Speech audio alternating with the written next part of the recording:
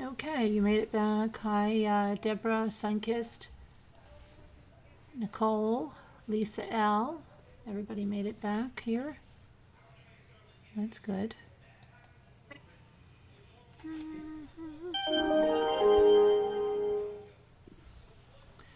Okay.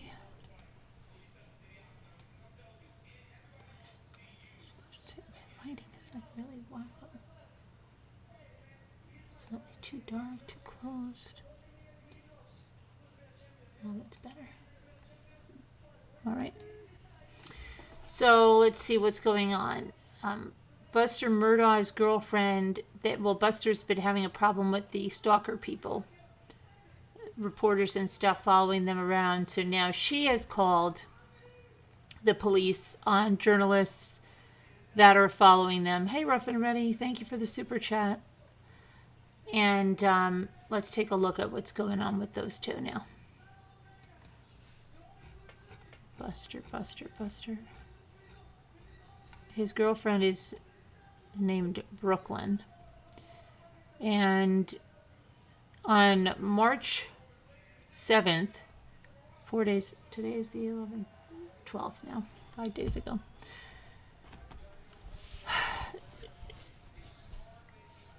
She sought to file a report with the Beaufort County Sheriff's Office about what she said was ongoing intrusion into her life by reporters. Now, on the 6th, her and Buster contacted the police after the New York Post published that photo that we talked about that other day, which was showing them through the blinds in their condo on Hilton Head Island. The photo appeared to be taken outside through the window blinds. Police said they would increase patrols around the couple's home. But since making the initial report, Brooklyn complained to the sheriff's office that the conduct of some journalists is increasingly unsettling and frightening to her. She said that on the evening of March 6th, she found someone peering into the windows of her vehicle.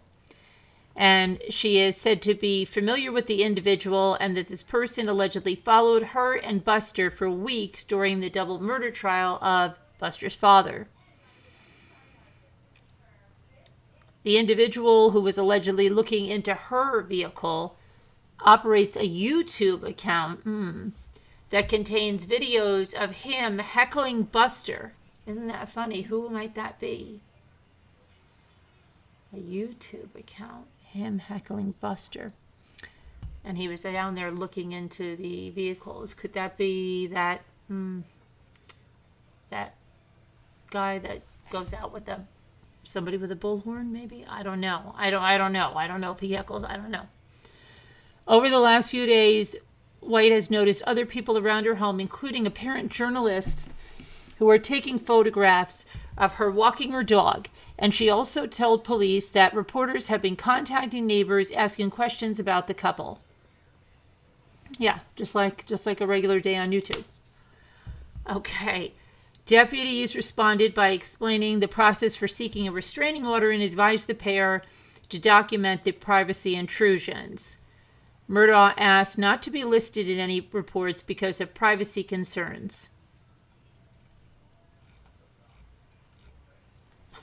Okay. All right. So instead, they don't know Buster's girlfriend, right? My gosh. Okay, and this is horrendous. I don't understand how people do this. So, a newborn baby was found crying inside of a bathroom trash can in a California gas station. Oh my gosh.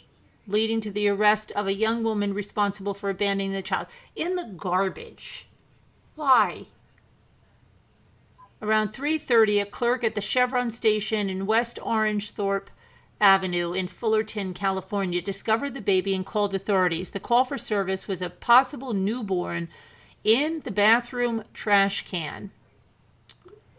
Upon arrival, officers located the newborn child in the trash can and immediately began life-saving measures. The baby was believed to have been just an hour old and was rushed to Children's Hospital of Orange County and is in critical but stable condition. It's not clear if the child was born inside the restroom. Investigators later obtained surveillance footage allegedly showing the suspect's vehicle, which led them to serve a search warrant around 1:45 a.m. Friday, several blocks away, and arrest 25-year-old Vanessa Maldonado. Police did not describe Maldonado's relationship with the newborn. Yeah, okay. It's really hard to figure that out. And let's see, Fullerton Police Sergeant Ryan O'Neill offered a reminder about California's surrender law, which allows individuals to legally and safely surrender newborns at hospitals and fire departments. There are safe surrender baby laws that allow parents, guardians, or mothers to surrender their children within 72 hours of birth with no questions asked. There are hospitals that are designated as safe surrender along with fire departments. As part of the process, the person surrendering the child is given an ID bracelet if they later change their mind and want to reclaim the newborn. Maldonado faces charges of attempted murder and felony child abuse. A judge set her bail at $500,000 and she is expected back into court on Monday. Wow. To report any information about the case, call Fullerton Police Detective Marcus Sands at 714-738-5361. Okay.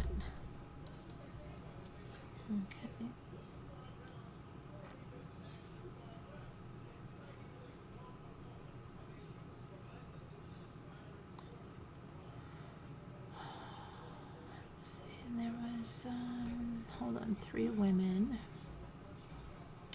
missing in Mexico.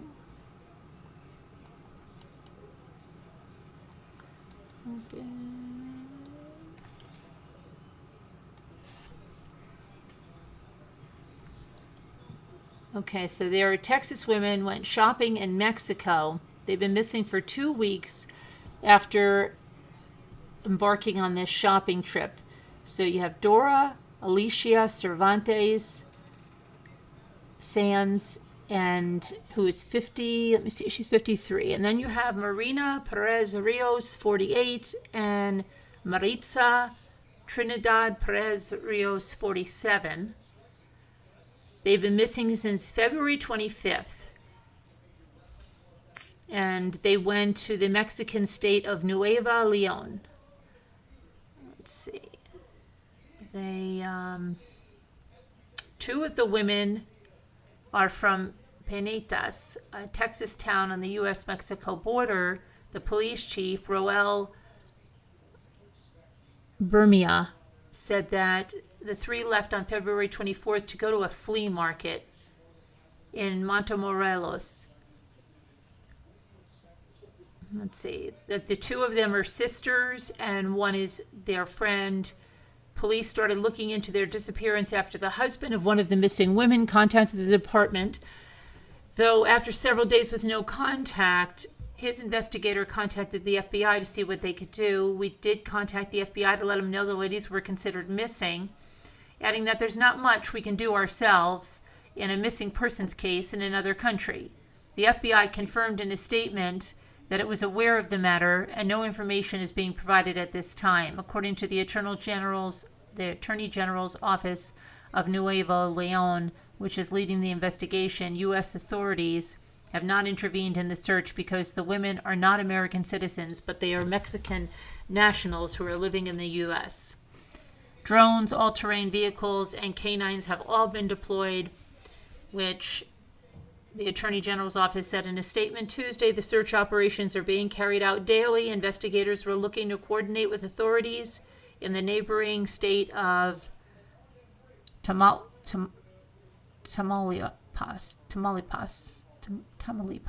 Wow.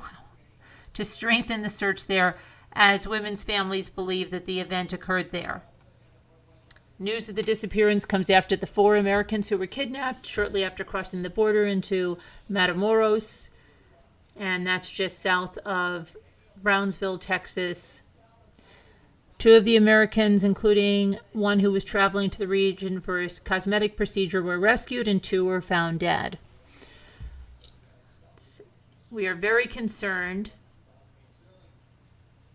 We haven't found any other incidents I can recall something like this happening in another country. The women were traveling in a green mid-1990s Chevy Silverado. Anyone with information is asked to call the police department at 956-581-3345. Wonder where they are. Huh.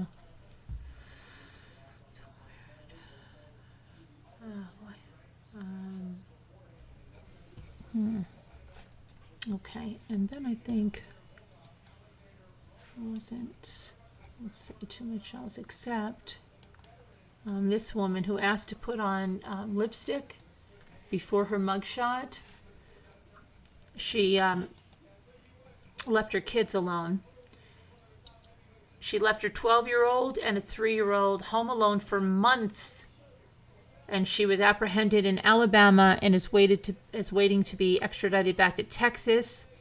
Her name is Raven Yates. She's 31 years old. She posted on social media after she left her kids at their Roman Forest home last September. The children were found living in deplorable conditions in December after family members told the 12-year-old girl's father that Yates had been seen in Mobile, Alabama. The father, who had been sending food to the children because his daughter said the mother was working, immediately flew to Texas and found them living alone. Yates allegedly told the girl that if she told her father what was happening, he would take her away and leave her toddler brother completely alone. The Roman Forest police investigated and put a warrant for Yates' arrest on December 8th on 2 counts of abandoning children without an intent to return. Police say that Yates continued to make social media posts about the situation, even as investigators were on the hunt for her. Finally, on Wednesday, the U.S. Marshals Fugitive Task Force followed a tip to a mobile apartment complex at Mobile and found her staying there with an older man.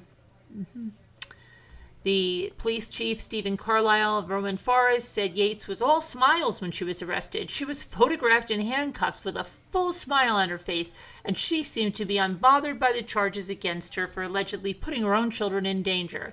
I don't know if she's playing a part or whatever it is, but she, I think, was playing for the camera. She wanted to have a smile. She wanted to look good. And she asked about putting lipstick on before the photo was taken. Police say the 12-year-old is now with her father, and her younger brother, who has a different father, is with other relatives.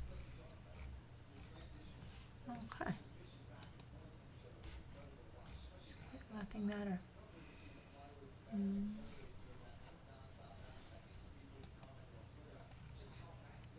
Let's see here.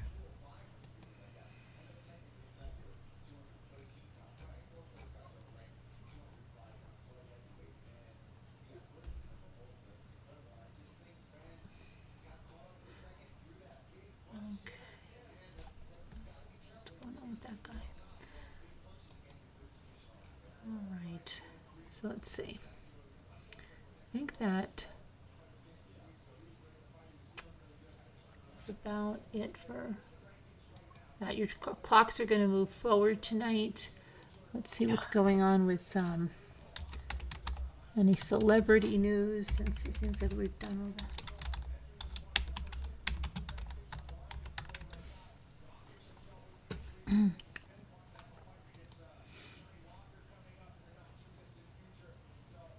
Okay.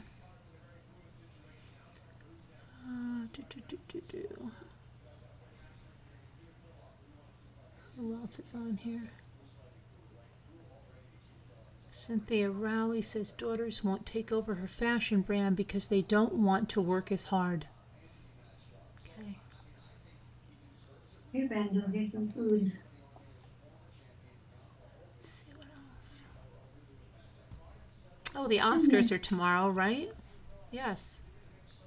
Well, today. Well, tomorrow. Well, today. Today. The 12th. I don't even know what movies or even, let me just take a look. I don't even know. I haven't seen them. I don't watch, I told you, award shows have become very depressing for me. We used to watch this all the time with my daughter, and it's just... Nominees. Let's see who's nominated. Okay, who are the nominees? There's that Everything Everywhere All at Once. I never saw that. Angela Bassett in Black Panther. Wakanda Forever. Brendan Gleeson and Colin Farrell in The Banshees. Isn't that funny? The Banshees. Of Inisherin. Peter Lanzana and Ricardo Darin star in Argentina, 1985. Guillermo del Toro's Pinocchio, Glass Onion, A Knives Out Mystery. Let's see what else we have.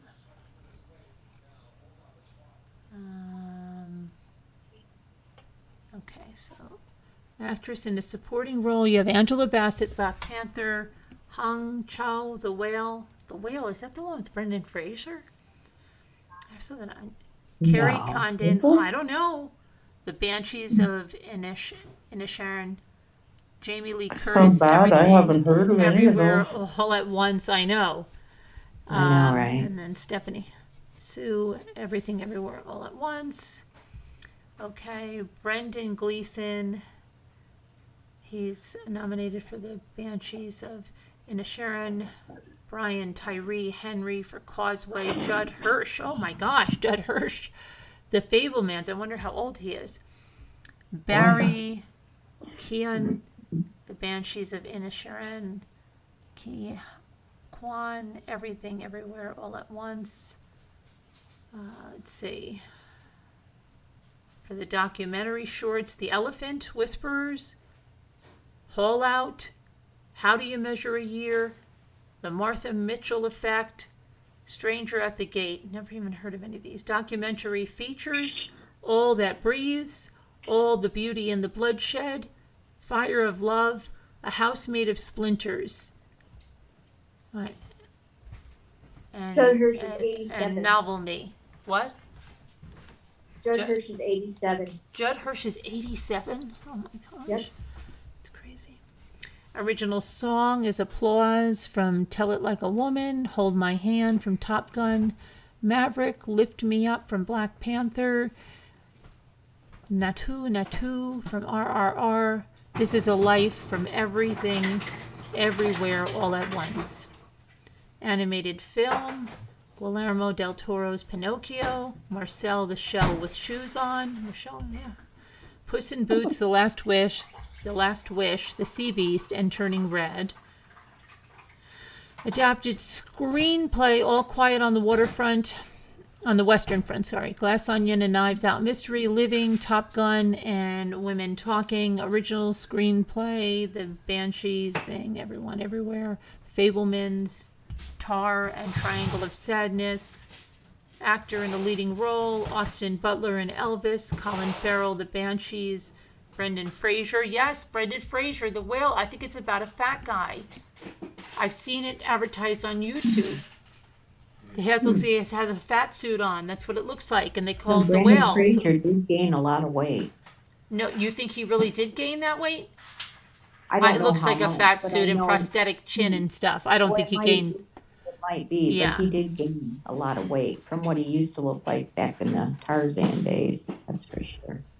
Paul Mescal, After Sun, Bill Nighy, Living. And then actress in a leading role, Kate Blanchett, Tar, Anna de Armas, Blonde, Andrea Riseborough, to Leslie, Michelle Williams, The Fablemans, Michelle Yeoh, Everything Everywhere All at Once. Let's see. Hot 61 says that everyone should see All Quiet on the Western Front. He said it's a damn good movie. All Quiet on the Western Front. That's here. Achievement in Sound. Avatar, The Batman, Elvis, Top Gun Maverick. Animated short film, The Boy and the Mole, The Fox and the Horse, The Flying Sailor, Ice Merchants, My Year of Dicks, An Ostrich Told Me the World is Fake, and I Think I Believe It.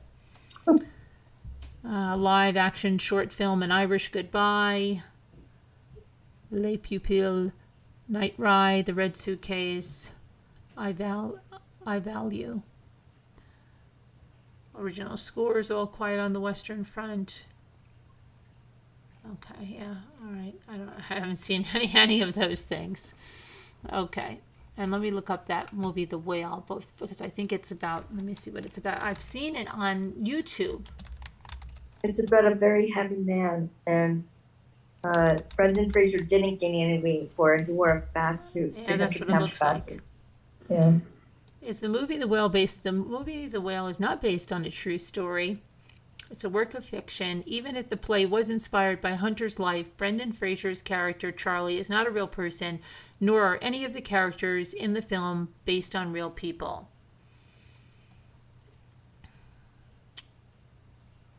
So what is that about? Let me see. The Whale is not a masterpiece. It's joyless, harmful fantasy of fat.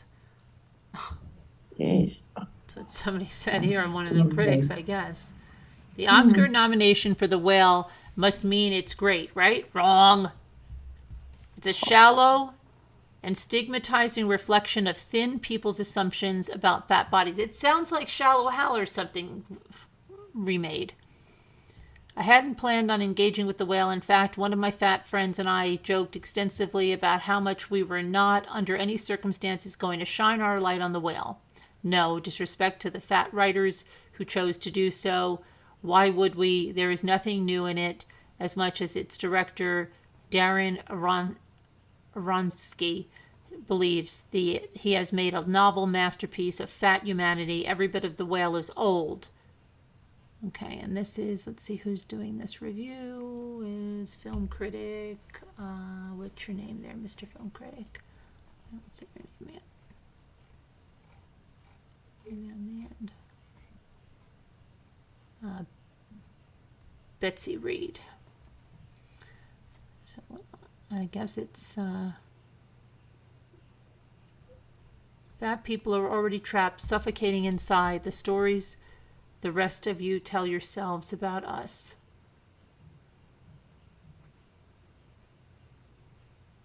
Father trying to reconnect with his daughter. The weight is the element of the storytelling in the same way that the play has a unit of set of 5 characters. Charlie did not need to be fat, or as Hunter put it, constructing his own fleshy coffin. To tell the story, Charlie's fatness is a tool used to evoke in thin audiences the same feeling that fat people seem to evoke in Hunter and Aronofsky's horror, disgust, distance, alienation. By the end, Hunter says Charlie becomes an unlikely vehicle for the audience. Empathy. Unlikely. Why? Is he a serial killer? No. What a thing to say. Okay. I can't even. It's not that. I wouldn't even watch that. Doesn't sound either. I wouldn't want to. I wouldn't. It doesn't even sound like. Yeah. I don't know what the heck it's supposed to be.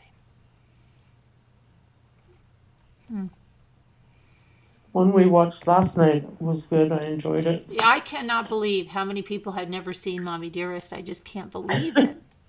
Yeah, I don't want to. I cannot believe it. I had never seen it, Sharon. I can't. So many people in there had never seen it. It was crazy. Okay, I'm gonna hold on real fast. I gotta put on my foot heater because I'm getting cold here.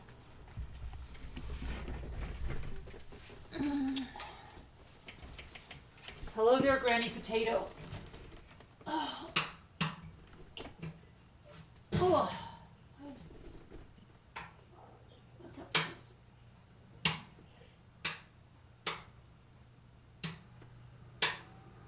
Yeah, there was quite a few of us had never seen it. Oh my gosh, I know. I can't believe it. Oh. Okay. All right. Back. I got your most recent blood test back, and I don't freak out as much as before. My lymphocytes are sky high. And I wanted to say hi to Ramblers. Love you all. Love you too. Hi, Granny Potato. I will. Bless you too, Granny. All right, let me go back and see something. Let's see. What about...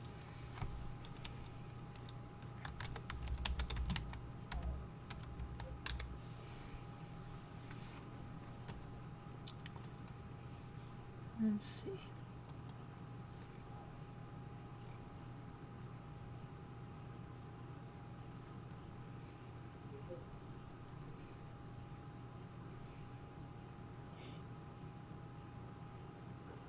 Okay. So this is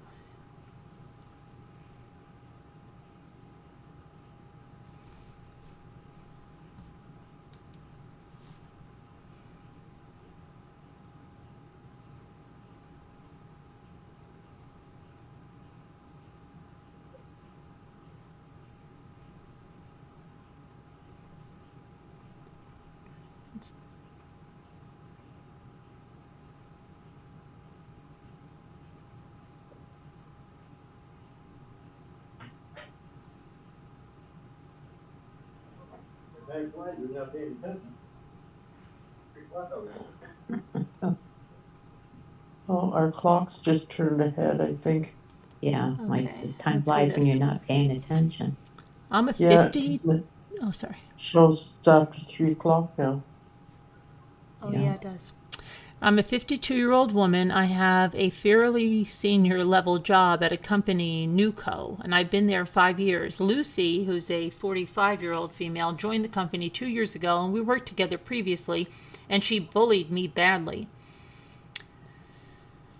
Recently, all the senior women have been asked to participate in a women's mentorship program. The program coordinator is in HR and knows the story with Lucy. I made it clear to her that I would be happy to mentor one of the many other junior women, but not Lucy. The mentor-mentee pairs were announced this week, timed for Women's Day, and I was paired with Lucy. I immediately reminded the coordinator that Lucy was not an option, but apparently Lucy requested me specifically. I don't know what her game is, but I was very clear that either they found her another mentor or I would withdraw from the program. I'm being subjected to a pretty hard press to just get over it and be the bigger person. I strongly believe I'm right, but the number of people who are telling me I am the a-hole at work, people I respect in general, is making me question my sanity. We are expected to have monthly mentoring sessions for a whole year with our mentees. I just can't do it. My head has been spinning like since Wednesday. I've been given the weekend to think about it. More than a decade ago, I worked for a small company that was very dysfunctional and toxic, where I met Lucy. She had worked at Toxico a while, and the day I walked in the door, she subjected me to vicious, sustained harassment and bullying. Lucy was not only a toxic person, and I was not the only person Lucy treated badly. In the 6 months I worked there, 4 staff left because of her bullying, and 2 of those threatening to sue. Before she came to I guess they're just using new company, there's not real companies' names. The last time I saw Lucy was in the toxic company's president's office when I came in there shaking to tell the president that another staff member had threatened to F me up with a wrench. Lucy laughed and told me I probably deserved it, and she'd been tempted to do the same. I walked out of the office and never went back. The situation really rocked my sense of self. I would have previously said I was strong and confident and could not be bullied, and toxic company with Lucy was in particular proved me wrong. She writes not too well. 2 years ago, Lucy started at the new company in another department. I thought it was over, but experienced pretty close to a full-on panic attack when I wrote up my concerns, particularly with her treatment of the staff, and brought them to her new boss in HR. They agreed to watch her carefully. She is a level below me. Her boss and I are close. Boss knows the whole story, but I have been very careful not to share it widely. Lucy and I have not had a conversation about toxic company or the bullying since she started here at the new company. No idea why she would ask for me specifically. In going out of my way to mentor my bully, a reasonable thing to ask of me? Am I the a-hole for refusing? I don't think so. No. No, I don't I either. wouldn't be mentoring that person. No thanks. Bullies are terrible. You in the chat can put yes or no. Yes. Okay. Let's see.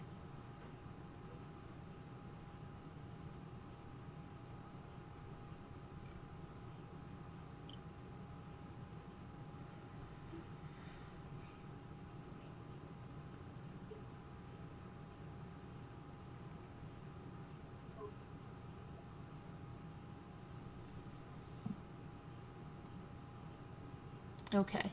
My son is 25, and he introduced me to his fiancée, Sarah, who's 20. He informed me yesterday that he's about to marry her. He has dated her for about 7 months in total. I was introduced to her 2 months ago. I will say it outright. I don't like Sarah. She's messy, and by messy I mean she looks like she lives in a dumpster. Rude. She'll cuss you out when you eat the last of the chocolate, even if it's your chocolate, because she wanted it. She did it to my daughter. I saw it with my own eyes. Wasteful and quite conceited. My son and her are banned from family gatherings after a particular incident. I have told my son the truth about it when he asked for my honest opinion after I met her. But in the end, he's an adult and I don't control his life. When he told me about the engagement, he asked me, since it's been 2 months, if I approve of her now. I laughed a bit and told him, no, I don't. And then he got mad at me and asked me why. So I gave him the following reasons. 1, they're 20 and 25 and getting married, which I think is a bit too early since they've known each other for only 7 months. 2, neither of them have a stable income or know how to cook and clean, so they're hitting a disaster zone.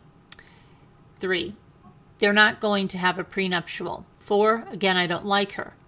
But again, I told him he's an adult, so it's his choice. I also told him they were going to have to move out because I have 3 other underage kids to look after, and Sarah is not at all nice or kind to them, and that I won't support him and Sarah just if they are in an emergency. Right now, I fully pay for the house for him. He pays no rent, and he has a part-time job, and his monthly salary, if they budget, will give them more than enough for essentials. And Sarah owns her own apartment, so no rent. Plus, I am fully paying for his college, so no loans to worry about. But other than that, they have to figure it out. Gosh, these people don't write. They have to figure out something themselves. I also told him not to expect me to pay for his wedding because A, they want a very extravagant one, and B, with the cost of living rising, I want to save enough money to make sure my youngest, who's in 8th grade right now, will have the same opportunity as him. He got mad at me and he left. I recounted this to a few of my coworkers and they think I'm in the wrong. So I've come here to ask some strangers, am I wrong? I think so. What's with the prenuptial? He doesn't. I know, Neither of them have I money, know. so what's up with that? I don't know. I think she's right about everything except paying for the wedding. I think she should split the wedding. I don't know about that. Well, Where's her she didn't family? tell him, like, she didn't try to persuade him. She's like, this is what I feel, but it's your choice. Maybe she could help them out a little with money. I mean, and Yes. why, if they're rude to her, why does she have to have them live there? Right. Yeah. Different And reasons. they're mean to the kids. If the girl's mean to the kids, she doesn't need to stay there. Doesn't this girl have her own apartment? Seems like Yeah. what she said, but why are they Mhm. living there then? I don't know. Who Yeah, knows? exactly. I don't know. She got a bad attitude. I don't know what, you know. You think the mother has a bad attitude? Yeah, I do. Yeah, it is your son. Yeah, I know. Yeah, usually when you're going to go out and get married, you go out on your own, you know. Well, yeah. And I don't get that part when she says that she has her own paid for apartment, which doesn't make sense. So, I don't know.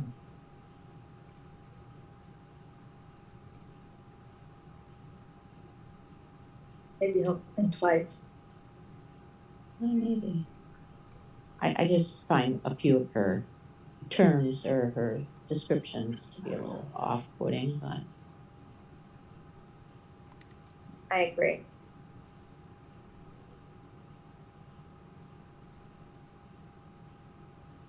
I mean, planning. They want an extravagant wedding. That takes time. If she sits back and keeps her mouth shut, which is what you should do if you don't like who they're going out with, he might change his mind. All right, here's Time and money. That takes time and money. All right. My husband thinks I'm in the right, but my niece helped me make this post on here to see what other people think. I'm a 52-year-old female, again.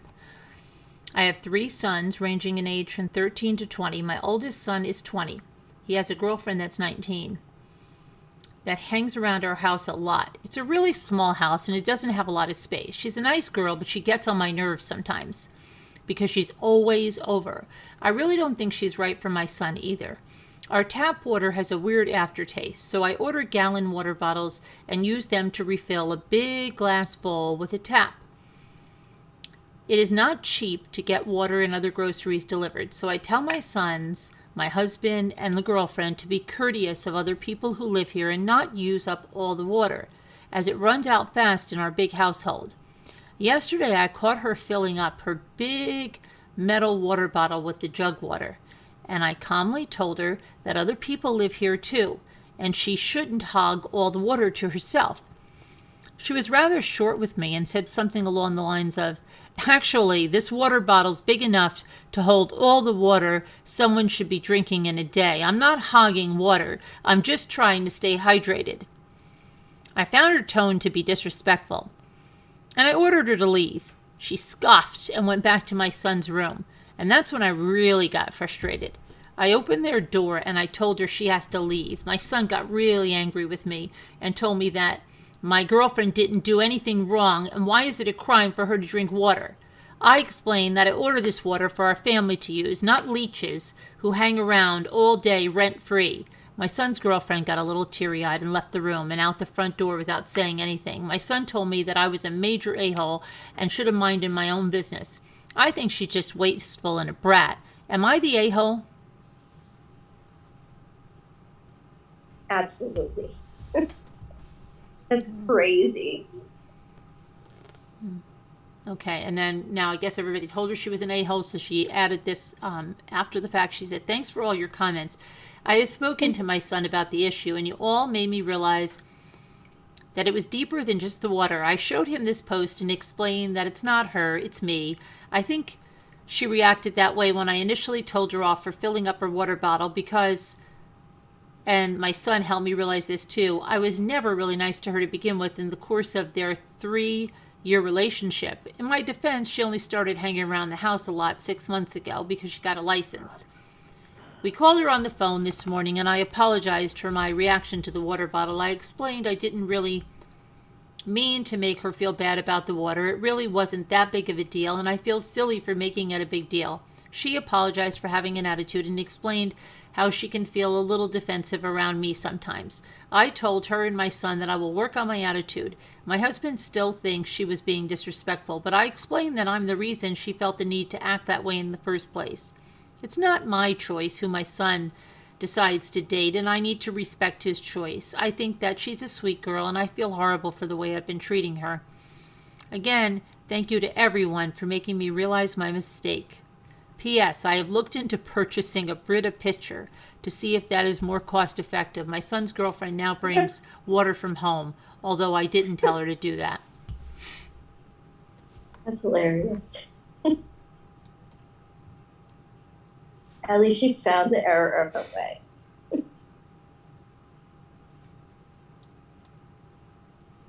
Okay.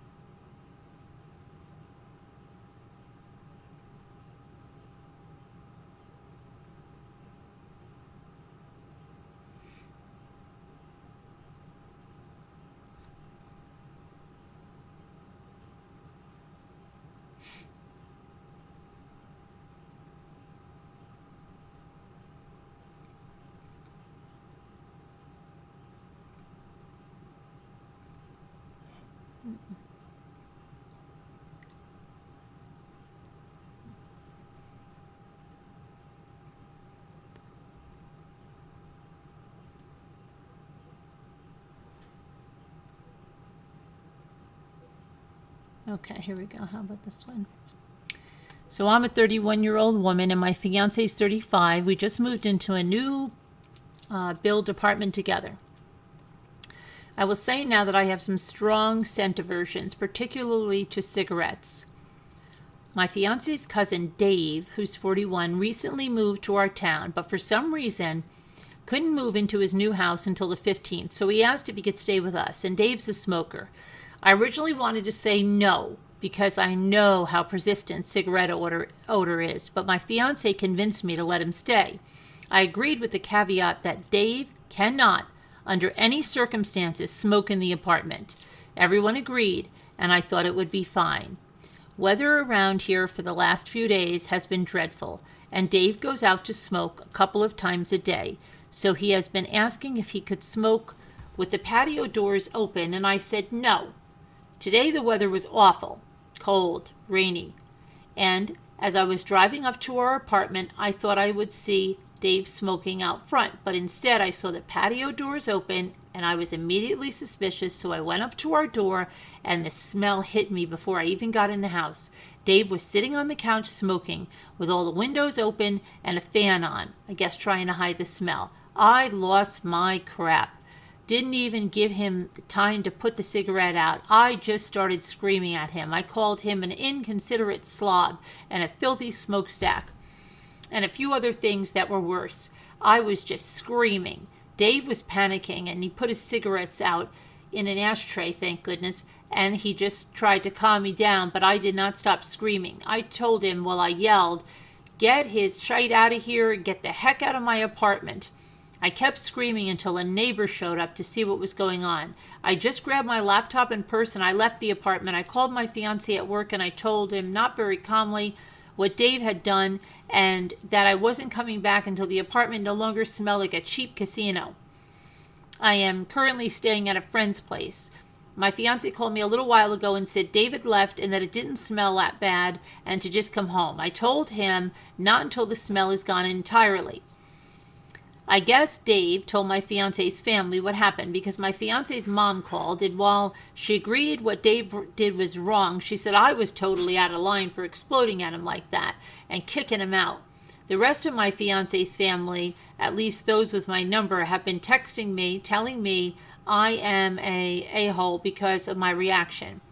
Now that I've had some time to calm down and I'm away from the situation, I do feel kind of bad, but he did break my number one rule. So, am I the a-hole for going nuclear on a house guest? No. He knew the rules, okay? Mm-hmm. So, that's all. Well, I think No, you don't smoke in somebody else's house. you shouldn't. And No, definitely I'm a not. smoker, but I would never smoke in anybody else's house. Exactly. It's rude. Okay. I agree. And it does stink and it lingers for a long time. Yeah. So if somebody said, "Don't smoke in my house," good, fine, I won't smoke. She said, "Thank you for all your feedback. I haven't reached out to Dave yet, but apparently he left out some details when relaying the story to his family that has been that has now been corrected, and most of them have apologized for attacking me. My fiancé has arranged for carpet cleaners to come by tomorrow and is now looking into getting an ozone machine running for days. As for my reaction, yes, in hindsight, it was way over the top. I shouldn't have yelled as much as I did. I will be reaching out to the neighbor to apologize. For those of y'all who think I'm completely unhinged, I'm in therapy and will probably be discussing this at the next session. Scent aversions can be insanely hard to get through if you've never experienced it." Yeah.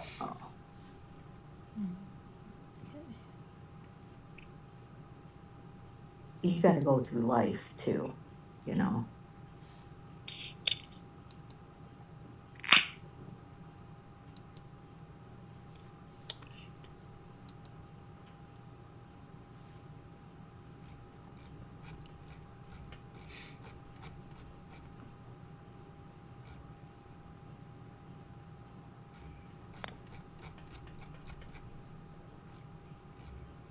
Barb Olson said Dave's in the doghouse. Yeah.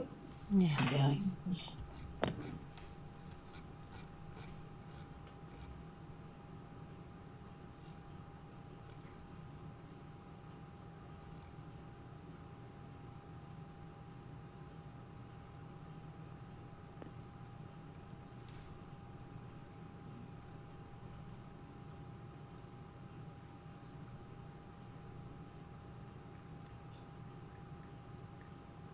Okay, here, let's see this one.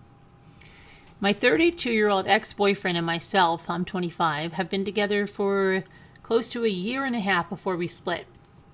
In my past relationship, I put up with a lot, and I decided to hold myself to a different standard and not allow anyone to take advantage of me, so I stopped giving people second chances on big situations. I told this to my then boyfriend, so it was clear and he was in agreement. At the end of February, I received a message on Instagram from a woman, we'll call her Ava. Ava wrote to tell me that she saw my boyfriend on a dating site and that they had matched. She said she searched his name on Instagram and found out I was his girlfriend. He doesn't have many pictures of us together, which I never cared about, but he has a few old ones, and if you find my profile, I have plenty of him, and it's so obvious that we're in a relationship. She says they talked about it, and she asked about me, and he responded we were in an open relationship and that it's nothing to worry about. She said seeing my profile made her unsure, and she didn't feel right, so she let me know. So she screenshot his profile, and it read, looking for friends in the city and someone to get drinks with. Let's see where this takes us.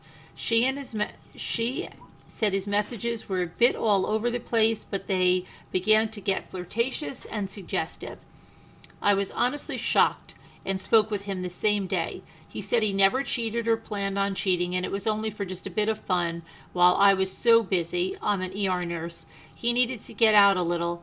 I also have been sober for 2 years, so he wanted someone to have drinks with. I thought that was a load of BS, and his profile was set to females and felt like it was a chance he would have cheated on me, so I cut it off before I got truly hurt. Also, the open relationship shite has never left my mouth. I told him that sites notorious for hookups are not places you look for friends, and I packed my things that week and left. He has been contacting me nonstop and asking for another chance. I told him he had his chance and he blew it when things weren't going the way he wanted and I wasn't putting up with it.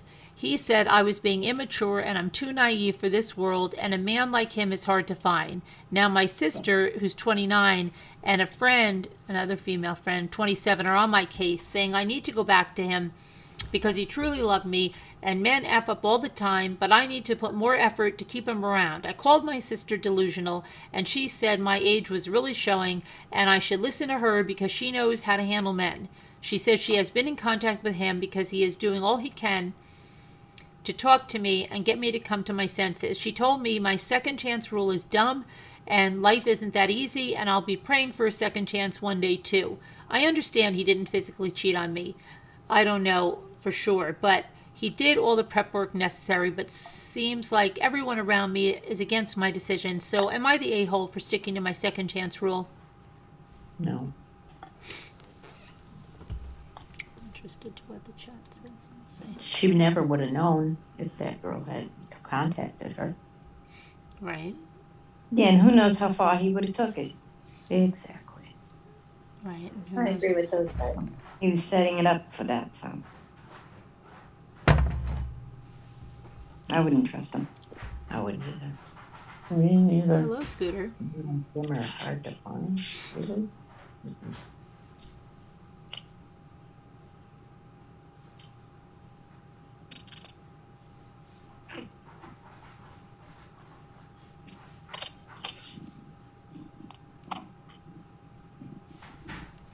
That's just as good as she did. Oh my gosh. Guess what, lady? Move on without him, Barb said. He works days and she works nights. They need to get on the same, if they were gonna be together, they need to be on the same shift. But I wouldn't. He's not the only guy out there. There's plenty of guys out there. He's a dirtbag. No, you can't come over here now. I have to separate the boy and the girl right now. So I have a gate across the thing, and the girl on this side and the boy's on that side, and he's getting very angry. You know why? Because she went into heat. Oh, she And I did. cannot Oh, have puppies, no. so, yeah. Oh, So we have, so that, you hear him? He's all like He wants boy. to get at her. moody. So what do you, oh, this is a blast. Hold on, I'm gonna go try to give him a treat or something to get his puppy. mind off of his amorous intentions. Oh my gosh. Probably chew through the wall. You have to stay in the hallway or down there over there. That's where you're staying right now. You cannot come near Lulu. If Sorry. it's not one thing, it's another. Lulu's over here now, and you're not allowed. Oh, Scooter. How All long you does have to this? do is turn. How long does A this? friend of heat mine last? told his wife, "Oh, whatever, but Fritzy's in heat or something." Here you go. So, put her in the bedroom alone, Here you go. and he put her in the male bedroom alone. Right there, behave. And I don't know how long it You're a takes good before girl, they Lulu. had kittens, but there were kittens involved. You're a good girl, Lulu. So, Oh no. yeah. You're a good Lulu. Oh my gosh. And Lulu's just over here sleeping. Oh my gosh. He's with Desi. Scooter. He has a little friend. Scooter's It's fine. member for 37 months, Sergeant Rambler. Yeah. My friend has my favorite channel, and you are looking at her now. Well, they really weren't because I was off camera. Thanks for being a Sergeant Rambler for 37 months. To Scooter check. Okay, let's see. Let me try the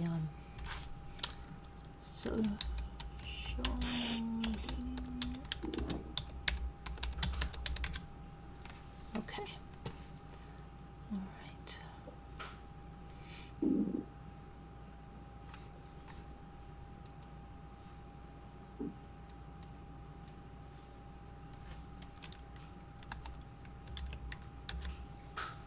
All right. Let's see what these are.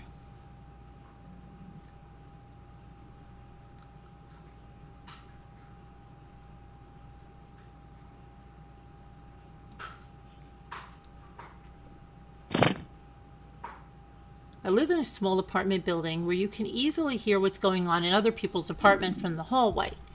I was leaving recently and heard my neighbor yelling at her 8-year-old son about his homework.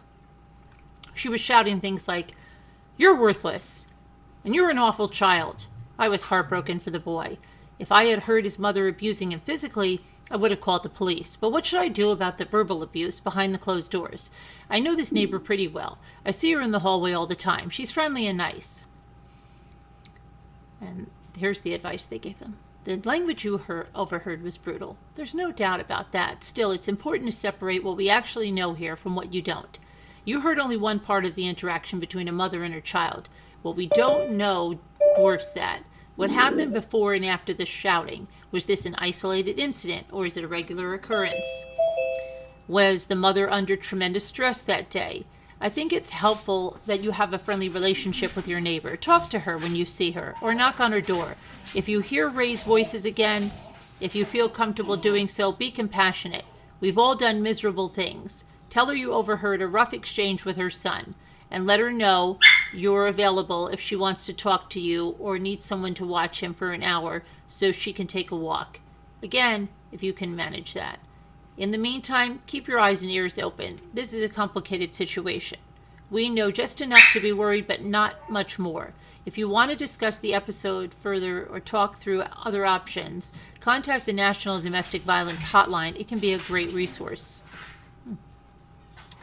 Okay, here's another one. I'm part of a long-time foursome of friends. My fiancé, 2 close friends of ours, and me. For months, we have discussed having our wedding in the lovely backyard of one of our friends. We have even asked him to officiate. Recently, this became a big problem for our other friend. Jasper, stop. For years, and confronted him after he started seeing someone else.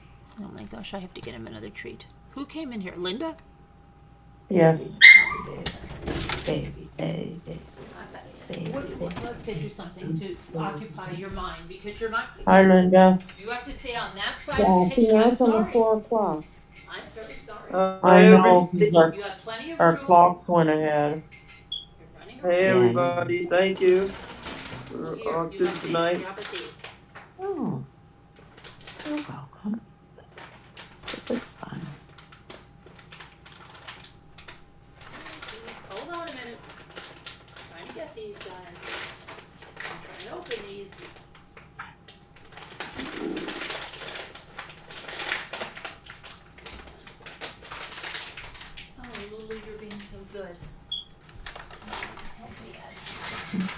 Dog's gonna be so fat. I said, oh, once I get treats. That is so Especially funny. since she's giving him treats for his behavior. I know. There You was cry and bark and I'll give you treats. No, right. he needs something to chew on to keep his mind off of other things. Here, Lou, I'm you want afraid one? he's not thinking with his Here, head. go over there. Big head. Be the little one. Okay. Down. But where is she? Take one up. She's right here on this side with me. See, I have just a gate across the kitchen, so they have that one side, and she's over here with me. Okay. He's there Yeah. with Desi. But Kevin said- Desi's neutered. But Kevin said Desi's to not tell gonna you. be fun. Yeah. Kevin meant to tell me what? Kevin said tell you that it's 1.5 to 2 weeks in the heat cycle. Is it? Yeah. Yeah. Is That's it? Okay. There's little things you can get him to wear, you know. Yeah, I know that, but Yeah, I know. Jimmy's like, it takes one time, and you want. And Yeah. It's true. Scooter said Bucky Ann, she's looking around for That book. your book. She can't remember where she put it, but Oh my it's gosh. somewhere here. Okay. Don't worry about it. When you come across it. I am part of a longtime foursome of friends, my fiance, two close friends of ours, and me. For months, we have discussed having our wedding in the lovely backyard of one of our friends. We even asked him to officiate. Recently, this became a big problem for our other friend.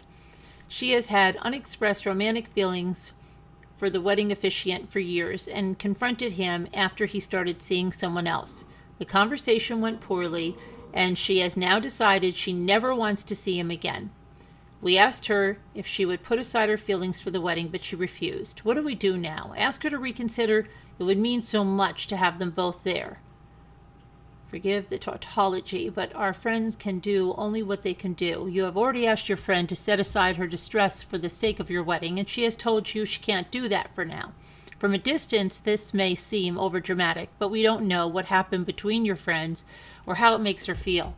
Respect her boundaries and proceed with your wedding. I understand this is not your preferred result, but sadly, brides do not have subpoena power. Try not to resent her either. Years of friendship with more to come, I hope, strike me as more valuable than being present on a single big day. Let's see. As guys, a guy I know, a friend I think, often lies about where he got his dog. At the dog park, he claims frequently to strangers that he rescued it, but he told me that he bought it from a breeder. He even gave me the breeder's contact information. Sometimes I want to call him out when I hear him lying. It seems like he's virtue signaling to tell people he doesn't even know. What would that be terrible? I would tell him. Here's a distinction I would make between a guy I know and a friend. I may have a little compunction about calling out a guy I know publicly in a lie.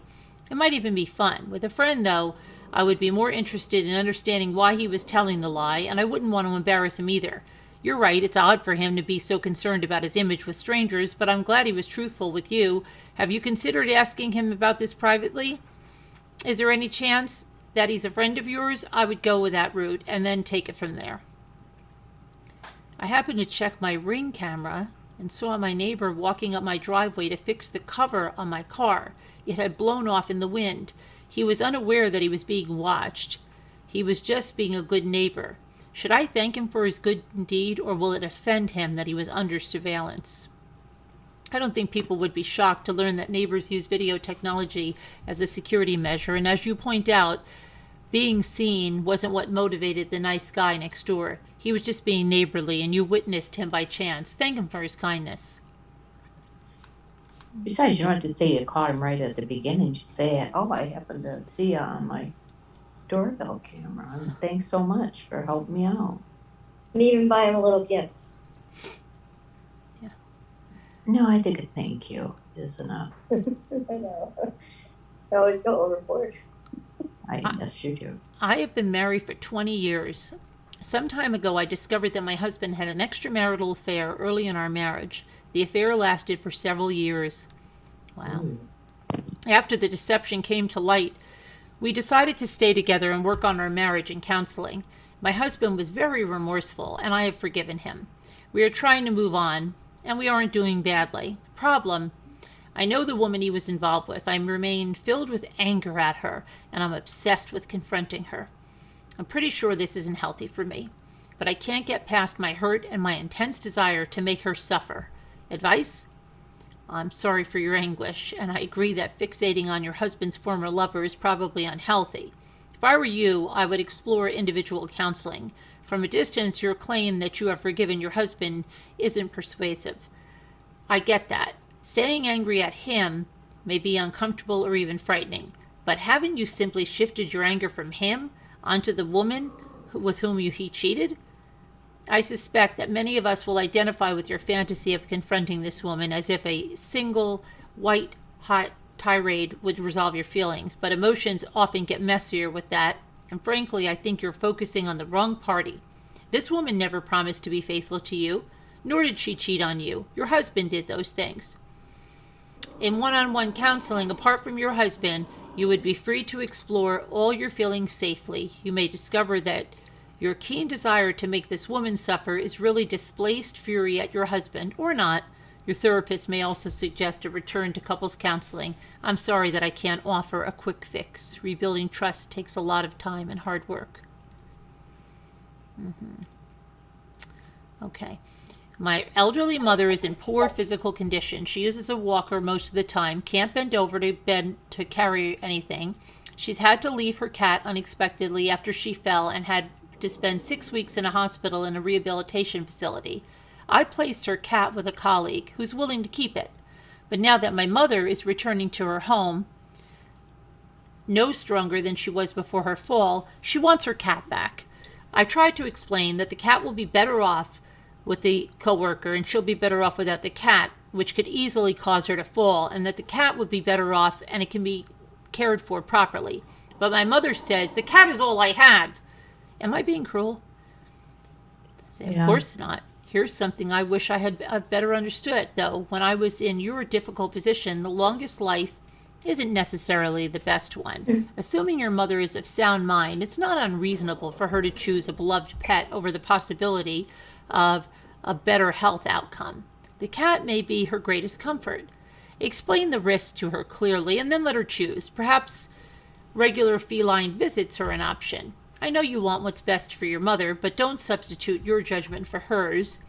You say she's going home, but as you describe her condition, unable to bend over or carry anything, I suspect she may need some assistance performing basic functions. If her helper or you is willing to feed the cat and clean its litter box, do your best to respect your mother's decision. I agree. A woman I consider a close friend got engaged recently. I discovered it by scrolling on social media. I've known her for 8 years. I don't want to stain her good news, quite the opposite. I want to celebrate her, but I'm hurt she didn't notify me personally. Can I tell her that? Oh my gosh. So now, on top of the showers and registries and other bridal pageantry, you want to require individual notification by the bridal couple to all their friends. No, I'm putting my foot down. Your friend's social media post was clearly adequate. You saw it. Think of her good news like your birthday. You don't tell everyone it's coming to court birthday wishes. Facebook does that. Or the date is in people's calendars. Just be happy for your friend and congratulate her. I love to give dinner parties. When guests ask me what they can bring, I say no need or suggest something to munch on during cocktails. So I was taken aback when a friend who brought hummus and carrot sticks started packing them up after dinner to take home without her even asking me if I wanted them. I did. Should I have told her? No, this wasn't a potluck or a financial issue. People are weird, every single one of us. Maybe your friend wanted to take her serving dish home or thought she was helping with cleanup. Those are the best explanations I've got for her odd behavior. Anyway, and for the record, yes, if you want to keep your friend's hummus after you fed your guests, ask her nicely to leave it. Oh my gosh. So stupid. I want that hummus. Yeah. I know. Let's see. My grandson has been married 3 times and has 2 children, a baby boy with his 3rd wife and an 8-year-old daughter from his first marriage. He refuses to have any contact with his daughter or pay any child support to his first wife. I'm hurt and angry by his abandonment of his child. I have not seen his new baby yet, nor do I want to. This marriage may fail too, and I may never see my new great-grandson. Meanwhile, my heart breaks for my great-granddaughter, who just wants to see her daddy. My grandson and his new wife are avoiding my family, so I'm not sure what to do. Should I speak to him or have nothing to do with him? I say, I understand your focus on your grandson. He is probably the person you know best in this story, and he seems to be the worst behaved. Call him and urge him to help support his daughter financially and emotionally. Why not? I have another great idea. It may prove more beneficial to your great-granddaughter, and its results are more within your control. According to a report by the U.S. Census Bureau, about 30% of non-custodial parents who were required to make social child support payments failed to pay anything. It's worth a try to call your grandson, but your request may not have much of an effect on a deadbeat dad. I hope your grandson's ex-wife hires a killer lawyer and collects every penny to which she's entitled with interest. Your energy is probably better spent on your great-granddaughter and being as involved as possible without creating extra burdens for her mother. Consider regular visits, outings, Zoom calls, even special greeting cards. Make sure she knows how much you love her. This will not compensate for her father's abandonment of her, but it may create a tremendous bright spot in her life.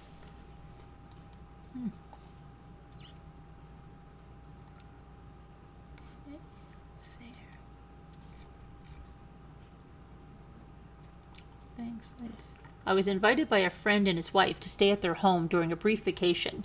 I had a wonderful time. They treated me royally, chauffeuring me around the town, refusing my frequent offers to pay for meals. Afterward, I sent them a thank you note and a large gift certificate, and that's when things went wrong. My friend asked me to take back the certificate and told me I had offended him by treating his house like a hotel. In hindsight, I wish my gift hadn't had an obvious cash value, but I can't fix that now. We haven't spoken since our uncomfortable exchange. What should I do? Call your friend to apologize. You inadvertently offended him. That's what apologies are for. It was hardly a capital offense, though.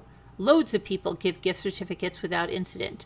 Your point about the clear cash value is true, I suppose, but I'm not sure what you meant by treating his house like a hotel. Are you? When you get him on the phone, tell him that he and his wife were superb hosts and thank them again for the lovely visit. Then say, I'm so sorry that I upset you. Can you please forgive me? Then listen. He may elaborate on the cause of his distress. Why would he? A friend has an annoying habit of ordering expensive meals and alcohol when we go out to eat. I order modestly and never order alcohol. When it's time to pay, she suggests splitting the bill in half, or she asks me to contribute more to the tip than I should. I don't want to look petty or cheap, but this drives me crazy. I also don't want to burden the waiter by asking for separate checks. What do we do? Separate checks. That's what it says. Burden the waiter. If you're aggravated by paying a few bucks more in the tip than you owe, I can't imagine a solution here for splitting taxes and tips that doesn't involve complex math. In my experience, waiters don't mind separate checks for small parties if you ask them up front. Worse than hard math, I suspect the alternative to this approach will harden your instinct that your friend is ordering lavishly to take advantage of you, which is probably not the case. I respect your desire or perhaps your need for frugality when dining out, but you can accomplish that with a simple request. May we have separate checks, please? Right? I am a woman of retirement age, and I started taking yoga classes with a young male teacher. I admire his enthusiasm, but not his low-slung exercise shorts that often leave several inches of his butt crack exposed. Is there a nice way to ask him to invest in higher-waisted shorts? Oh gosh. Oh, wow. You just say no to crack. Your yoga class seems different from mine, where low-cut bra tops and skin-tight leggings prevail. There aren't many inches of flesh left to the imagination. If you can't tolerate the mildly the mildly risque sight of a man in low-rise shorts, look away from his bottom. If that doesn't suit you, find another class. Your payment does not give you veto rights over his wardrobe. Sing him a little jingle. I see your honey, it's nice and shiny. You better hide it or I'll let by. Sing him a little jingle. Let's see. My brother and his wife live on a fixed income. They make ends meet by doing grocery shopping for a food delivery service. I don't believe they have any savings. Their current financial situation seems much different from their previous marriages. There was plenty of money then. When I can afford to, I send them checks to make their lives easier. But I learned recently that they used some of the money I sent to take a trip to Europe. When my brother called to thank me, I gently told him that I give the money for emergencies, for unexpected medical bills and the like. Before I send them any money, how can I make sure it will be used as a safety net, but without dictating how they spend it? Let me first acknowledge your generous concern for your brother and his wife. Watching you zigzag through your question, though, it seems as if you want it both ways. To give them open-handed gifts, which recipients are free to use as they choose, including on European jaunts and Fabergé eggs, and to control how they spend your money. Before you send another check, decide what you want. There's nothing wrong with calling your brother to say, please, tell me to butt out if you like, but I worry about your financial security. If you ever have an emergency and can't pay an essential bill, please let me know and I will try to pitch in. From a distance, this seems to be what you like to do. Help protect them without becoming their bank or fairy godmother. But to continue giving them money and then feeling resentful when they spend it differently than how you imagined, it isn't fair to any of you, particularly given your hazy sense of their financial condition and prudence. Who knows? Your brother may be grateful to have a backstop for his emergencies. Let's see. My boyfriend and I have been dating for 2 years. We've had all the serious talks you would imagine. Our timeline for marriage and kids, where we'll live, financial goals. So I was surprised when one topic blew up in our faces. I want to hyphenate our kids' surnames, his name, then mine, or vice versa. He refuses, and it may be a deal breaker for us. I want my family's legacy and my identity to be part of our children's names, and not just their middle name. His only argument is that it's not traditional. How can I get him to understand how important this is to me? Well, presumably you've told him it's important to you, yes? I am less concerned, frankly, about the surnames of your unborn children than I am about your boyfriend's failure to engage with you meaningfully. This is a question of gender equality, in my opinion, and his lazy reliance on tradition is troubling, especially when that tradition has historically been used to sideline women. Will he expect you to shoulder all of the child care and domestic labor, for instance, because it was traditional for many of our mothers to do so? Your boyfriends may be aces, and this may be an isolated problem. But if it reflects his general willingness to communicate and compromise, think twice before marrying him. Okay. The daughter of close I think friends. it's interesting that they're arguing about future children and they aren't even engaged or anything. So. The daughter of close friends of ours lives in New York City. She announced that she and her fiancé were eloping to a fancy resort out of state. No guests invited. On their return, they invited us to a dinner reception at an expensive restaurant in New York. And oh yes, it will be black tie. So now we're expected to buy a tux, you can rent a tux. Buy a tux and a gown, travel to another state, stay at a hotel at New York prices, all without the benefit of attending an actual wedding. Your thoughts? Back it up, friend. Given your apparent distress at the mere prospect of traveling to New York to be fed a free dinner at an expensive restaurant, I can only imagine your palpitations at having to attend a wedding at a fancy resort out of state. Let's turn it down a notch, okay? You were invited to dinner, that's all. It is probably in New York because that's where the bridal couple lives. Refuse the invitation politely if you don't want to shell out for a tuxedo rental, a hotel for the night, or for any other reason. No one wants a grouchy guest, not even close friends. Let's see. My son joined a competitive sports team on which most of the players come from families of modest means. My wife and I, quite like the other parents, and would like to socialize with them. We are relatively well off with a large home and a cottage at a nearby lake. Would invitations to either of these places be construed as flaunting our wealth? The parents of your son's teammates are probably aware that some people in the world are better off than they are. If you and your wife focus on making your guests feel truly welcome in your home, then I predict that's how they'll feel. Go for it. I agree. Okay. And that's all the social dilemmas we have right now. Okay, so let's see, what's everybody doing here?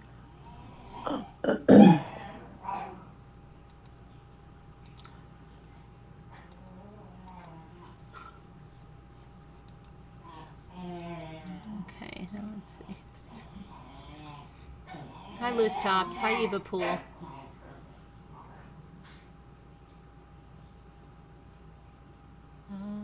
Thanks for watching every night. Hi, little lady. So, oh, I wanted to see something.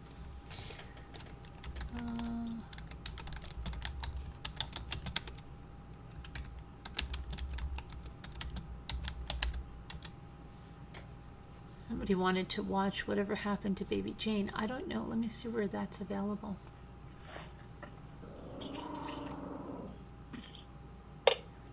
Whatever Happened to Baby Jane. I think I've seen part of that, but I've never seen the whole thing.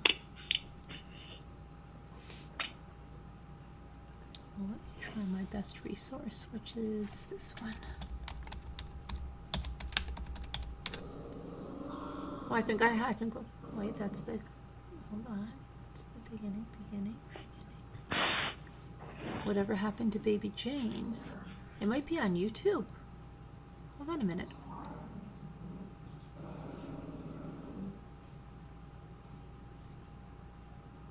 What is this?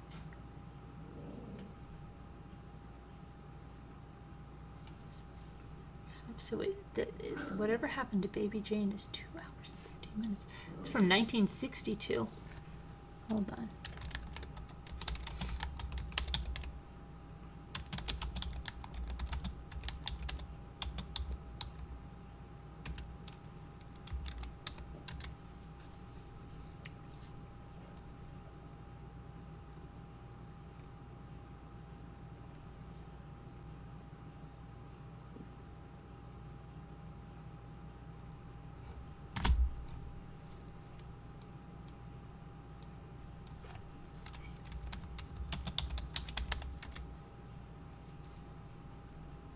Movie. Here's one. Rakuten TV. What the heck is Rakuten TV? Raccoon TV? No, Rakuten TV. Have you ever heard no of that? idea. That's bizarre. Rakuten, they have now TV. That's bizarre. Never heard of that. Okay. Let's see. Roku, just watch. Whatever Happened to Baby Jane? Darling. Oh, it says it might be streaming on HBO. Let me see if I have HBO. Let me see. Is it streaming on HBO? Let's see.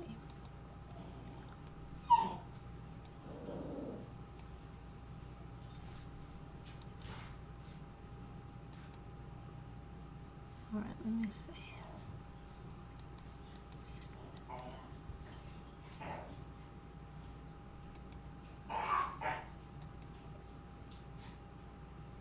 Sign in. Oh my gosh. Let's see what's on HBO. Let's see what's on here. Baby Jane. Oh, it's on here. It's on HBO. Oh, that's interesting. Let's see. It is. And Mildred Pierce is on here too. So it's Gone with the Wind. Village of the Damned. Dolores Claiborne. I never saw Dolores Claiborne. Did anybody see Dolores Claiborne? Misery. Probably. The War of the Roses. Dolores Claiborne was... I forget what that was. It's with Kathy Bates and looks like Mayor Winningham. Is your girl baby nearby you? My girl baby's right here, yeah. Okay, good. He's right here sleeping. Okay, good, good, good. I was just wondering. No, he's just being very, very bad. Well, he's Lothario, right? Yeah, I just don't know what to do He with him. thinks we, yeah. He'll go to sleep. Jasper, go to sleep now. I Relax. can't. Get up. Go lay down. Oh boy. Oh, you're gonna have a lot of fun. Oh my lord. Lay down there. Stay there.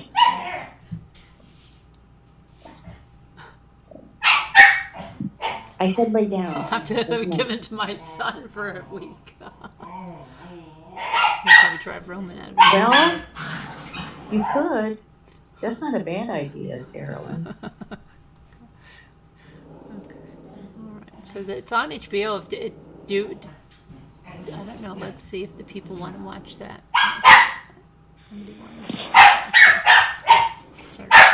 Oh my gosh.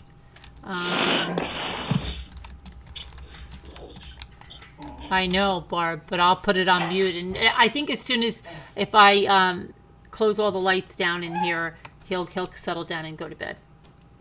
I hope so. We want to watch. They're very driven little dogs. I know. That's why a dog will go so far to find another dog in heat, right? Oh yeah. Yeah, I know. Yeah. Oh yeah. Yeah, and Lulu's just sleeping like a log. Oh well, that's cool. It's almost like she's enjoying making him act like this. Jasper, come on. Okay, there's your thing. Let me go see what I can get. I just need to talk to my girlfriend for about 15 minutes, if you don't mind. Oh, really? Maybe less. I'll miss you. What girlfriend? Oh, that girl. I thought you meant you really had to talk to a girlfriend for 15 minutes. No. I'm talking for Jasper. Oh. Giving voice to his, yes. Does anybody talk to their pets? I always talk to the cats. My daughter Yeah. has full conversations with all her pets, and they all have accents. There One you are. comes from Great Britain, the other one comes from down south, I love the it. other one's Jamaican. I'm like, why do all your pets have like accents? Oh, I love it. Oh yeah, my cats all had different voices, but not accents. But that's something to consider for the future. Her cat Luna has a southern accent, so she talks like a little southern belle. Oh, that's funny. Knox is old and British. 89% said yes already. And then her dog, she's got a border collie, and he just has like an Adobe kind of. Well, gee, What? Pop. With what investigation? Adventures? What adventure? What is adventure? She had an investigation? I hope she has kids. She'll have lots of fun. That's her imagination. We have Canada shipping. Margot's in Canada, Granny. Yeah. And she uses pirate ship. Margot sells and she's in Canada. Pirate ship's not available for me to use in Canada, though, No, Sharon. but she's in Canada. Yeah, I'm in Canada. Yeah. No, but Granny's in Canada. Yes, I know. Yes. She's saying she needs a Canada seller. There you But go. even the U.S. sellers use pirate ship, and it's reasonable to ship into Canada. Mm-hmm. What investigation?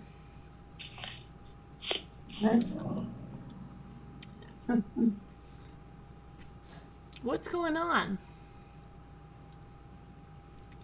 What's the investigation? Beth, what's going on? Yeah, it's up further in the chat.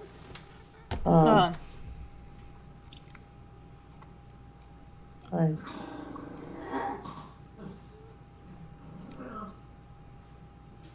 I- I don't chat often. Okay. Well, we're gonna go watch a movie, Granny. Margot, do you say lieutenant or We're lieutenant? gonna watch whatever happened to Lieutenant. Baby Jane. I'm gonna have to open up a new Zoom, so I might as well do that now before I put the numbers out. I'll put the number. I'm not leaving yet, even though I'm still here. Now the number is going to be in the community tab, and the number is going to be on the Patreon. And okay, so if you want to come to the movie, then you just grab the number from there. If you're a member of Patreon, and it'll be there. Let me. And if you want to become a member of Patreon, it's inexpensive and it's easy. Let's see. Did I do that? Invite. Thanks for everybody coming tonight. We're going to go watch this movie if you want to with us. Let's see. Go to, let's do it this way. Hang on. I'm going to get the numbers in for everybody. Let me make the members only post.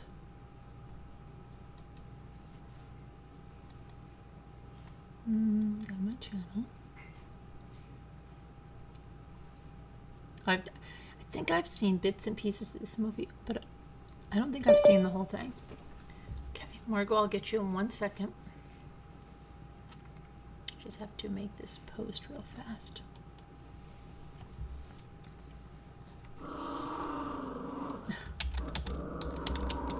Now he's bothering Sassy. Not that way, though. Just bothering her. Which I'm going to go... Okay. There's the member. There we go. Let me see. All channel members. Bingo. Okay, let me just do Patreons real fast.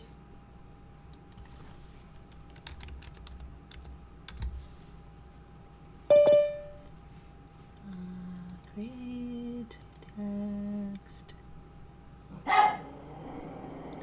Patreon movie night.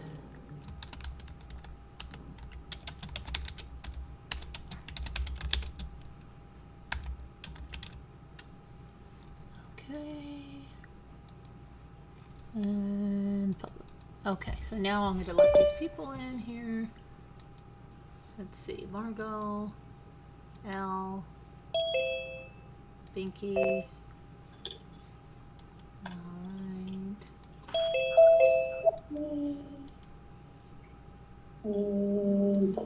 You forgot me. Oh no, I didn't So forget what- you. I just let wanted to everybody in say- now. Adventures with Beth paid for a private paranormal investigation Oh yeah? and found out when she got home that the owner was secretly doing a live stream on YouTube. Oh, the guy that was doing the investigation? Oh, no, I didn't forget you. I just let Wanted to everybody in say, now. whoops, sorry. Really?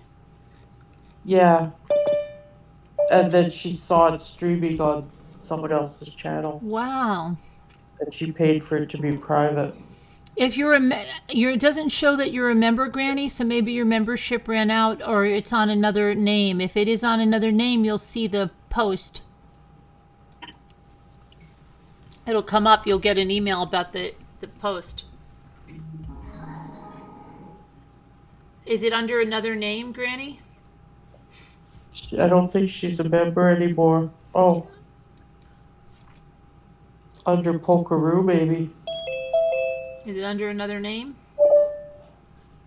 Hi, everybody. Hello. Hello, Nicole. Hi, Nicole. Hi. Hi, Barb.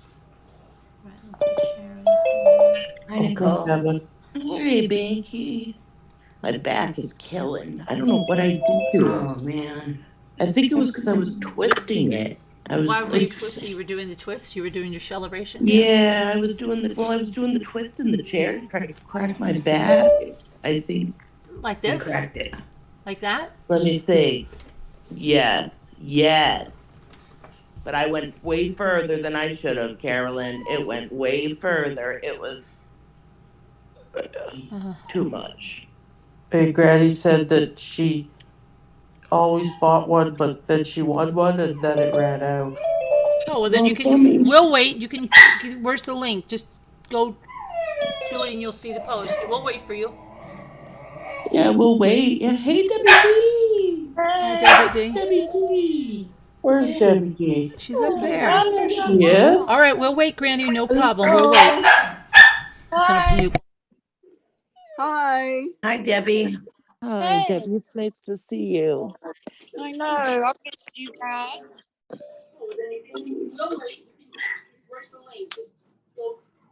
Bob Barker's cousin. Yeah. Where's Bob Barker's cousin? Debbie D's dog. Probably are.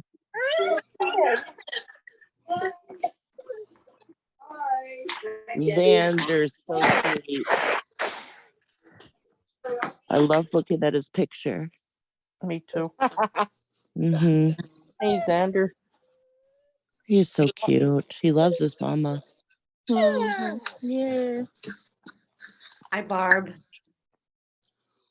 Barb's in here. Hey, Her little girl. kitty. Look at her Shows my kitty. picture. I don't know why. Oh, look at that. So did anybody see this movie before?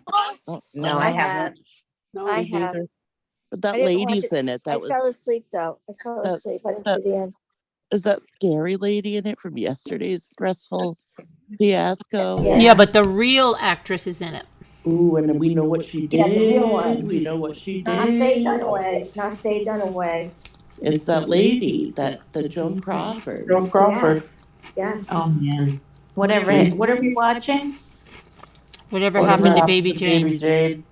Oh, well, that's what's her face too. Betty Davis. Yeah, and it's not. I read that. Oh, there's Granny Potato. All right, there you are, Granny Potato. Yeah, Thank you for right. becoming a deputy rambler. Okay, you should see the number, and you know how to get into Zoom. You've done it before, right?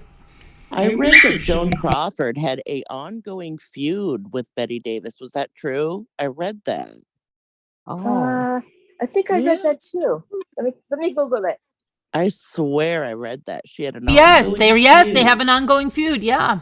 Why? Yes, What happened? they did, but you know, it's so weird because I was reading something last night and they said that Betty Davis said she still, as much as she disliked Joan Crawford, she felt bad that her daughter wrote that book about her and said that her daughter never would do that. Guess what?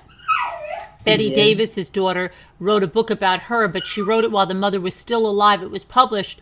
Now, Joan Crawford, I found out, knew the book was going to be published of Christina's. She didn't write it after the fact. She was working on it before Joan died. Yeah, I know that. And that Betty Davis got to make her own reply to everything her daughter said. But Joan never got the ability to do that because the book was never published while she was alive. Oh my God. Okay, I have the scoop. Betty Davis and Joan Crawford started feuding after Betty became involved in a love triangle with Joan's dead fiance, Franchot. When filming Dangerous, co-stars Betty and Franchot became romantically interested in one another. When production on Dangerous wrapped, the two went their separate ways. Wow. Yeah, so that's was how it all started, huh? love triangle. Ooh, that's juicy over there. Here's another one though. Why did Betty Davis and Joan Crawford hate each other? The anonymity. Granny, download the Zoom app. She forgets how to get to Zoom. How to get Zoom. And Crawford, one of the most celebrity feuds of all time. They hated each other because Crawford was already a big star when Davis was making her first appearance in the movies. Blah blah blah blah blah. Betty had been jealous of Crawford's affair with Clark Gable, on whom she had a crush. But it was Betty Davis eyes. So there was a lot of reasons they hated each other. Mm. They were jealous of each other's romantic things, Oh well. which can make a woman. Kind of ridiculous. Where's Linda? Life is Linda too was short Linda. for She's all in the that. old one. Linda was just in here. Oh no, don't tell me she fell asleep. She's in the old one. Could you She just message woke her? up. Somebody? I message her every time. Linda movie night. I made it tonight, no problem. Way to go. Yeah. I even changed my name and put a picture in. Did you notice? Oh, that's M.E. Okay, but there's no picture. Yeah. No, Yeah, no there's, picture. isn't there a There's no picture? picture. Uh-uh. Well, No, it no. takes a because your minute to camera shows reset. that it's on. It No. sometimes Oh. so you gotta turn your camera off. So you just press the center of your No, screen. I meant a picture beside my name. Oh, I Julianne, see. Yeah, an Oh. avatar. Yeah. Good. Avatar, yeah. It doesn't show up. Have y'all heard from Hillbilly? No. No. I got my I stuff never from did. Hillbilly. Uh, Hi, Julianne. I got my stuff from Hillbilly. well, I hadn't even got an invoice. Me either. Me neither, Debbie. I got an invoice from him 2 days ago. I already got my stuff. And I got Really? an invoice 2 days ago, and then I guess I knew that, Nicole. and I paid it. So I don't No, have an how are invoice you? or my stuff. Me either, Debbie. And it's been about Let me I make sure he think has your. two- Let me see. Let me just make sure. 2 or 3 Well, I times got an ago email that he from him sold. looking for my address, Debbie, and my PayPal stuff, but How I've are never you? heard anything since. Mm-hmm. I've There, been worried Granny about has you, Zoom, my mom. he says. Okay, Granny, just look in the community post now. And you'll see the link, the number in there. She got the Zoom app done. Oh, so she's great. done with that part. So she just has to get the number now, I guess. I told her we'll wait. Oh yeah, we'll wait. We're excited you're gonna be joining us. We're excited all the new people in here Oh, we and love to have new the people from usuals. Disney. Lots of fun in here, kind of, sort of. We always have fun in here. So We much always fun. do. Carolyn, did you get an angel from that lady Tina? An angel? When? Yeah.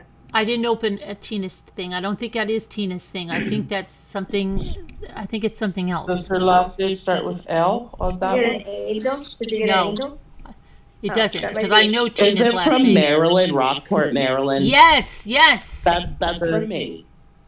Oh, okay. From me. I All bought right. you something. All right, I'll open it tomorrow in Happy He Meal. doesn't know. Oh, you're See, if she's on a tablet or something, like I can't see the community posts on my tablet. Because she can't find the meeting Oh, ID. that's fine. All right, well, email me, Granny, and I'll give you the ID. Yeah, I'll put the email in the chat for you, Granny.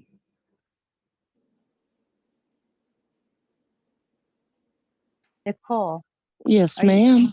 how are you tonight, right now? My back Email to hurts. there, It's like Granny. the center of it, and I think it's from twisting. I'm just trying to. Sure it I'm is. kind of stuck on my bed. I'm just like kind of stuck here. No, I was thinking about you earlier. Because I bend over. If I like even bend over a little bit or to sit, I can't get up and stand up There's straight. Granny It coming in hurts. under Pokeroo. That's Oh, Yeah, Granny. she's Oh Pokeroo. yeah. There she is. There's it's she's got no Pokeroo. audio yet. I keep forgetting that Granny is Pokeroo. I keep forgetting. I do too. What Oh, part of Canada is she from? I can't remember. Southern know. Ontario, I think, if I Saskatchewan, remember right. Melbourne. Hi, Granny. Yes, you're in, Granny. We just You're you have in. to You're you have just to hook your connecting to audio. So, you're in. You're Yay. in, girl. Yeah, but she has no audio. Oh no, I got really excited. Gotta get your microphone. Yeah, touch the unmute button where the microphone is down below. Let me see where she's at. Okay, so Granny, let me find her. We can wait for you, Emily. Oh, so she just has to connect her audio. She can't hear us right now. She has to press that button when it pops up. You could connect with your Wi-Fi. She didn't press that, so I think she's trying to figure out how to connect her audio. She can't hear us trying to give her directions then. I can't give her. Yes, she won't hear me. Damn. But she can read. Well, we're still live. We're still live, right? Yeah, I typed it in the chat. Oh, okay. Mm-hmm. So we can tell Yeah, her. Emily. Yes, come on. We'll wait on you. Come on, hurry up. Yeah, Just come go. on We'll in. wait. If you can hear me, Polkaroo out there, you need to connect your audio. In order to do that, you have to hit the center of your screen and a pop-up will come up on the bottom It left. says she is connecting. Look at the bottom of her box. Okay, good. Polkaroo, did you connect your audio? It looks like it. But when Doesn't you have go a to flash. when you go to participants, it doesn't show her audio's connected. Oh, Because it says she's connecting under her name. There. Oh no, it's gone now. I know, but there's dots. There's dots there. Well, maybe not. It just so happens to be. Depends what device she has. She Thinking might have of- to hit connect with Wi-Fi or. Oh, that could be.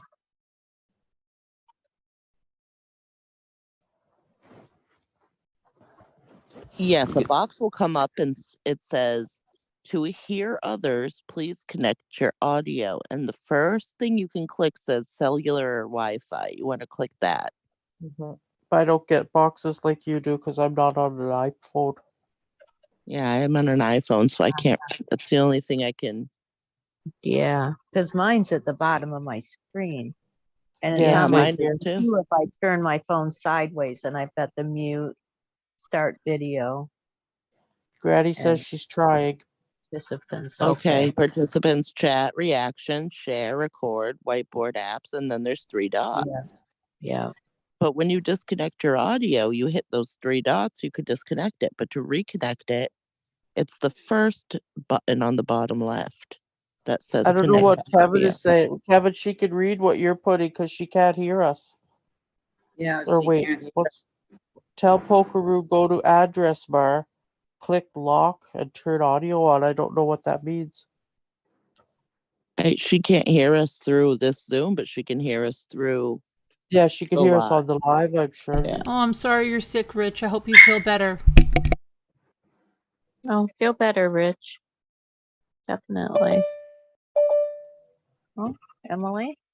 That's Hello, Emily Castro.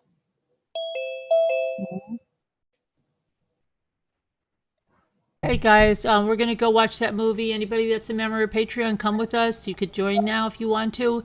And we'll see you tomorrow. Thank you for watching, and God bless. Prayers for all that need them. We'll see you tomorrow. Goodbye. Hey, Emily Love has you. no audio either. Okay, we'll get her hooked up.